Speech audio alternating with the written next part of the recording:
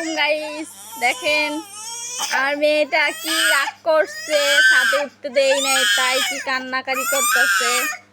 আসলে আমি গোসল করে জামা কাপড় রোদে দিতে গেছি, ওই আমার ঘর থেকে দেখছে, দেখা তারপর হচ্ছে ওই ছাদে যাইতেছিল, সিঁড়ি উঠতেছিল, আমি ওই থেকে আনছি আয়না আর কি পাকার উপরে রাখছি, দেখে ও জিদ করে দাম করে পাকার মধ্যে পড়ছে, পইরা এখন ব্যথা পাইছে, আমার স্কুলে আসে না, আমার করে চিপড়াইতেছে। দেখেন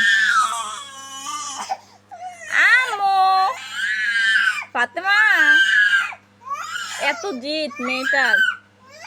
সবাই দোয়া করবেন আমার মেয়েটার জন্য, জিদ কমা যায়। মাম্মি জামা কাপড় সব দিয়ে দিচ্ছি, বিছানা চাদর দিয়ে দিচ্ছি।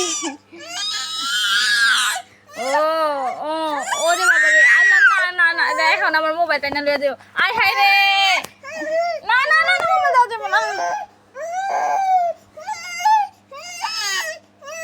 আচ্ছা আচ্ছা, তুমি তুমি কই যাবা, কই যাবা, কই যাবা? হ্যাঁ কই যাইবা, কই যাইবা, কই কই যাইবা? শুনিয়ে মার কাছে একটু বলো, বলো মার কাছে বলো, কই যাইবা?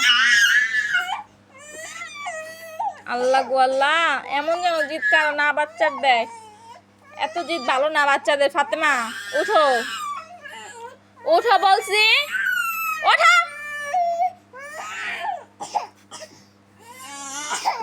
এই তো গুড গার্ল, গুড গার্ল।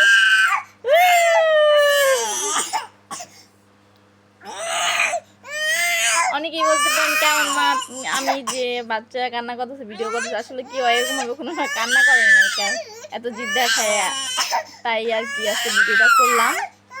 সবাই বেশি বেশি সাপোর্ট করবেন আর আমার মেয়েটার জন্য সবাই দোয়া করবেন, যেন জিদ কমে জায়গা।